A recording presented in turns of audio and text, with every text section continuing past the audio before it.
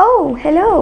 क्या आप भी 9 to 5 जॉब करते हैं और जब महीने का आखिर आता है तो बजट इतना डाउन होता है कि कोई भी एक्स्ट्रा चीज़ परचेज़ नहीं कर सकते, बच्चों को बाहर घुमा नहीं सकते, कुछ अच्छी जगह पे हैंग आउट नहीं कर सकते, रेस्टोरेंट नहीं जा सकते? ऐसा ही है ना? आई नो ऐसा ही है, and that is exactly why I am making this video.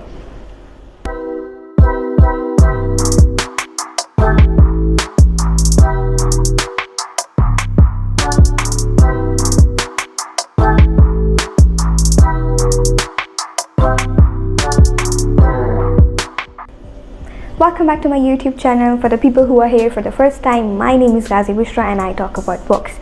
And in this video, I'm going to talk about the very famous self-help book, Rich Dad Poor Dad by Robert Kiyosaki. इसका नाम definitely आपने सुना होगा क्योंकि ये book बहुत ज़्यादा famous है. It is like the boss of the self help books. और जब मैंने ये किताब पढ़ी थी, I regretted it why I didn't read it sooner, क्योंकि इस किताब ने मेरा माइंड बॉगल कर दिया था about money and financial education. So this book is like the beginner's guide to financial education written by Robert Kiyosaki, who is America's one of the most successful entrepreneurs and of course he is very rich. अब ये book basically उसकी life story है और वो सारी experiences जो उसने अपनी लाइफ से लर्न किए हैं वो उसने हमें बताने की कोशिश की है अबाउट मनी.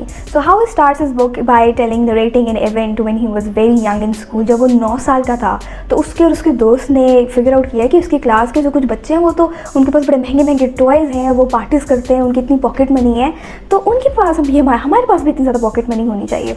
अब ये उनके दिमाग में पहली चाहत, उनके दिल में पहली चाहत डेवलप हुई पैसे कमाने की. But at that point they did not go to their parents के भाई हमारी पॉकेट मनी बढ़ाएं, हमारी डेली अलाउंस इंक्रीज़ करें, हमने भी वो चीज़ें अफोर्ड करनी है. नो, उनके माइंड में क्यूरियोसिटी जागी और उन्होंने सोचा कि हम ऐसा क्या कर सकते हैं कि हम खुद इतने पैसे कमा लें कि हम वो सारी चीज़ें अफोर्ड कर सकें जो मेरे क्लास फेलोज या मेरे फ्रेंड्स कर सकते हैं. अब 9 साल के 2 बच्चे क्या ही कर लेते, but still they decided to do something. And उन्होंने अपने मोहल्ले में सारे लोगों से जो है वो टूथपेस्ट की जो है ट्यूब्स मांगना शुरू कर दी कि खाली ट्यूब्स आप हमें दे रहे हैं. उस ज़माने में ट्यूब्स जो हैं वो प्लास्टिक के पैक्स में नहीं आती, वो डिफरेंट मटीरियल का पैकेट था. And what they decided was that they will melt those tubes और उसमें से जो लेड निकलेगा उसको वो सेल करेंगे, उस पैसे को वो इंजॉय करेंगे अपनी लाइफ में. अब ऑफकोर्स वो 9 साल के उन्होंने अपने गैराज में ये एक्सपेरिमेंट करना शुरू भी कर दिया. 9 साल के बच्चे क्या कर सकते, तबाही मचा दी उन्होंने अपने गैराज के अंदर. और जैसे उनके पेरेंट्स को पता चला तो ऑब्वियसली उनको बहुत डांट पड़ी. अब रॉबर्ट कियोसाकी के जो सगे वालिद हैं, जब उनको पता चला कि ये ऐसे कर रहा है तो उन्होंने पूछा कि तुम ऐसा क्यों कर रहे हो. नहीं सेड दैट मुझे बहुत ज़्यादा पैसे कमाने हैं बिकॉज मुझे भी अपने क्लास फेलोज की तरह जो है वो पैसे अर्न करने हैं. उनके पास बहुत ज़्यादा टॉयज़ होते हैं, you know, things that they enjoy. और तो उसके बाद ने ऑफकोर्स ये कहा कि तुम स्कूल जाते हो, तुम पढ़ो, अच्छे ग्रेड्स लो, अच्छी यूनिवर्सिटी में जाओ, अच्छी डिग्री लोगे तो तुम्हें जॉब मिल जाएगी and then you can enjoy your life. And on the other hand जो माइक के फादर थे उन्होंने कहा कि ज़बरदस्त काम तुम लोगों ने सोचा है कि तुम लोग इसको मेल्ट करोगे और लेड को आगे सेल करोगे. It's like an amazing business idea, लेकिन अभी तुम्हें कुछ पता नहीं है, इसके बारे में एजुकेशन नहीं है, and you don't even know कि ये लीगल है या इलीगल है. So you have to have an understanding first. कोई मसला नहीं है, मेरे पास आओ, मैं तुम्हें सिखाऊंगा and then you can use this experiences and earn a lot of money. और इसी तरह से स्टार्ट हुई रॉबर्ट कियोसाकी की पैसे की अंडरस्टैंडिंग बढ़ाने की और उसको अर्न करने की जर्नी, जिसमें उसको माइक के फादर ने भरपूर हेल्प की. और वो सारे एक्सपीरियंसेस जो उसने अपनी ज़िंदगी से सीखे इस किताब में लिखे हैं, rich dad poor dad. But why the name rich dad poor dad? According to Robert Kiyosaki, his own father is the poor dad and Mike's father is the rich dad, but not in terms of their bank balance. उसके अपने father जो कि highly educated थे, 9 to 5 job करते थे, लेकिन जैसे महीने का आखिर आता था तो उनका बजट बहुत टाइट हो जाता था और उन्हें समझ नहीं आता था कि फाइनेंशियल प्लान कैसे करें. कोई भी एक्स्ट्रा चीज़ नहीं खरीद सकते थे और टेंशन में ही पूरा महीना गुजारते थे. और that cycle continues to go on every month. On the other hand Mike's father, who he has called the rich dad, वो इतना एजुकेटेड नहीं थे, but he had multiple businesses and he had the financial freedom.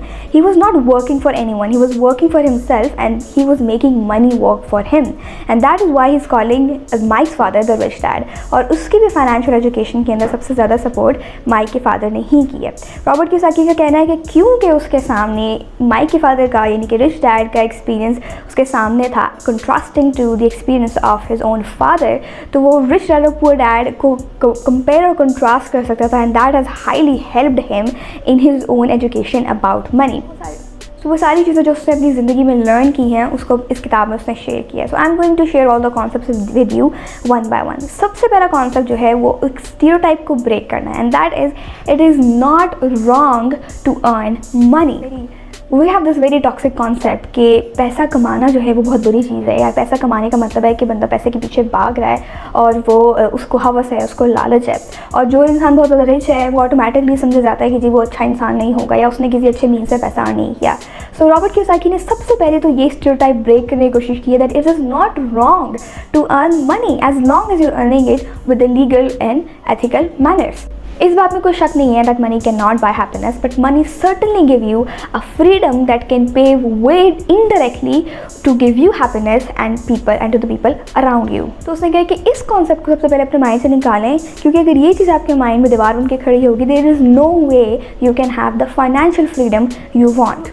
दूसरा point जो उसने share किया वो ये है the rich and poor mindset. उसका कहना है कि बीइंग रिच और poor has nothing to do with your bank balance, it is a mindset. और इसकी एग्जांपल वो ऐसे देता है कि जब मैं अपने बाप को कहता हूँ कि मुझे KFC खाना है, तो मेरा बाप इमीडिएटली मुझे शट कर देता है कि we can not afford it, कि वो बहुत ज़्यादा महंगा है, हम इसे अफोर्ड नहीं कर सकते। और द अदर हैंड जो मैं रिच डैड को कहता हूँ कि मुझे KFC खाना है, तो वो आगे से कहता है how can we afford it. तो दैट शोज़ कि कितना डिफरेंट माइंड सेट है। जब हम कहते थे कि I can not afford it, तो हम एकदम से अपने माइंड को जो शट कर देते हैं, हम डिफरेंट पॉसिबिलिटीज़ अपॉर्चुनिटीज़ को अंदर आने से फ़ौरन रोक देते हैं और माइंड को स्टॉप कर देते हैं कि तुमने कुछ नहीं सोचना, तुमने कुछ नहीं करना। But when we say that how can I afford it, तो हम अपने दिमाग की विंडोज़ को ओपन करते हैं और आइडियाज़ उसमें खुद ब खुद आना शुरू हो जाते हैं, और हम जो है वो खुद सोचते हैं कि how what are the ways that in which we can earn money, जिसे हम KFC in this case afford कर सकें। There is not a single thing in this entire universe that a human being cannot do। ये Robert Kiyosaki ने नहीं कहा, ये मैंने कहा है, and it is definitely true. इस दुनिया का कोई ऐसा काम नहीं है जो हम नहीं कर सकते, और हमें कोई ये करने से रोक नहीं सकता except our own minds. Third concept और सबसे ज़्यादा इंपॉर्टेंट कॉन्सेप्ट जो इस किताब में उसने शेयर किया है वो ये है the difference between asset and liability. Now most people will find it very controversial, but hear me out. Asset क्या होता है सासा, एंड बाय डेफिनेशन क्या एग्जाम्पल्स हो सकती हैं, यकीनन आपके माइंड के अंदर आ गया होगा, घर, गाड़ी, plot, gold, right? But Robert Kiyosaki says that these things are not assets. Shocked, right? मैं भी हुई थी, बट जब हम इसको समझते हैं तो फिर पता लगता है कि वो बेसिकली कहना क्या चाह रहा है। फॉर एग्जांपल, सबसे पहले जो है वो किसी के पास पैसा आता है तो वो क्या करता है, वो प्लॉट खरीद लेता है, वो घर खरीद लेता है। अब प्लॉट जब आप खरीद रहे हैं, एज लॉन्ग एज आप उसको सेल आउट नहीं कर रहे हैं आगे, तो आपको उसमें से कोई पैसा नहीं आ रहा। And asset by definition says ऐसी चीज़ जो कॉन्स्टेंटली आपकी पॉकेट के अंदर पैसे डालती रहे, even if you are working on it और not. For and same goes for घर। अगर आपने घर बनाया है और आप उसमें खुद भी रह रहे हैं, तो ऑब्वियसली वहाँ पे प्रॉपर्टी टैक्स है, वहाँ पे बिल्स हैं जो सारे आपने पे करने हैं, मेंटेनेंस है, फर्नीचर वगैरह आपने उसके अंदर रखा हुआ है, और कॉन्स्टेंटली वो आपकी मनी जो है वो यूज़ करें instead of giving you something back in return. Same goes for the car. जब आप कार खरीदते हैं तो वैसे ही इमीडिएटली खरीदने के बाद उसकी प्राइस कम हो जाती है, और जब आप उसको चलाते हैं तो फिर आप उसका फ्यूल भी पे करें, आप उसकी मेंटेनेंस भी पे करें, तो that is not an asset, that is not giving you money. So all of these things are liabilities. If you want to have financial freedom, आपके पास ऐसे assets होने चाहिए जो आपके लिए revenue generate कर रहे हो। For example, in this case, अगर आपने घर बनाया ही है तो you can sell it out, आप रियल एस्टेट में जा सकते हैं। अगर आपने गाड़ी खरीद ली है तो आप उसको टैक्सी के तौर पर चला सकते हैं, उबर या क्रीम के तौर पर चला सकते हैं। इन दिस वे आप अपने liabilities को जो है वो assets में कन्वर्ट करें, and they are constantly generating revenue for you. So in order to have financial freedom, you must have assets that are generating income for you. And that brings us to the fourth concept, which is financial education and financial intelligence. Must have knowledge about money की psychology क्या है, money की उसके mechanics क्या है, वो कैसे काम करती है। ये नहीं है कि अंधाधुंध कहीं भी इन्वेस्टमेंट कर दो और फिर लॉस हो जाए तो फिर कहो कि कियोसाकी ने तो कहा था कि इन्वेस्टमेंट करो और या इससे आपको फाइनेंशियल फ्रीडम मिलेगी। ऐसे नहीं होता। You have to be smart about it. You have to understand first कि मनी काम कैसे करती है, इसकी साइकोलॉजी क्या है, इसके मैकेनिक्स क्या हैं, और आपकी मार्केट आपका कैसा चल रहा है। मोस्ट इंपॉर्टेंटली ये किताब लिखी गई है एक अमेरिकन एंटरप्रेन्योर की तरफ से। तो he is talking about the economy of America, is talking about the laws of America. So पूरी दुनिया में वो लॉज तो ऑब्वियसली नहीं चलते हैं। ऑफ कोर्स हम पाकिस्तान की इकोनॉमी की बात करें तो ज़मीन आसमान का फ़र्क है। तो अगर आपको पाकिस्तान में रह के या अपने मुल्क में रह कर if you have to earn money, you have to have knowledge about the economy and the market of your own country. Know about the laws, you must know about the economy of your country, you must know about the market, you must know what works here best. And वो एक hard and fast rule नहीं है, वो हमें Robert Kiyosaki भी नहीं बता सकता, वो हमें खुद ही फिगर आउट करना पड़ेगा। Again again we have to broaden our own horizons. तो क्या ऐसे लीगल तरीके हैं पैसे जनरेट करने के, if you know what I mean. और अफसोस की बात है कि ये एजुकेशन जो है वो आपको एक्सपीरियंस के साथ ही आती है, ये आपको दुनिया घूम के आती है, ये आपको स्कूल में नहीं पढ़ाई जाती और इंटेंशनली स्कूल में पढ़ाई नहीं जाती, because what school want is to create us people who go to jobs 9 to 5 और वो एक रैट रेस में चलें। ये भी आपके सामने एक पिक्चर होगी, एक रैट है जो एक साइकिल में घूम रहा है और जहाँ पे वो स्टार्ट कर रहा है वो एंड भी उसका वहीं हो रहा है। And that is exactly what the schools are trying to do by not giving us the financial education. Secondly, market की अपडेट्स के बारे में भी पता होना चाहिए। For example he has unsaid because ये बहुत पुरानी किताब है, लेकिन आज के दौर में अगर आपको फाइनेंशियल फ्रीडम चाहिए और आपको क्रिप्टो करेंसी और NFTs वगैरह के बारे में नहीं पता, you would be the biggest stupid on earth. So you must know कि what works in the era that you're living in. The next point is कि you don't have to look rich. आपने यकीनन mark Zuckerberg की वो तस्वीर देखी होगी। अब वो बंदा दुनिया का अमीर तरीन आदमी में से उसका शुमार होता है, लेकिन उसको दुनिया को दिखाने की ज़रूरत नहीं है कि वो कितना अमीर है। सबसे बड़ी गलती हम यही करते हैं कि जब हमारे पास ज़्यादा पैसे आते हैं तो हमारे एक्सपेंसेस भी उसके साथ ही बढ़ जाते हैं और हमें समझ नहीं आता कि उसको यूटिलाइज़ कैसे करें। हम एसेट्स के बजाय उसे लाइबिलिटीज़ खरीदना शुरू कर देते हैं।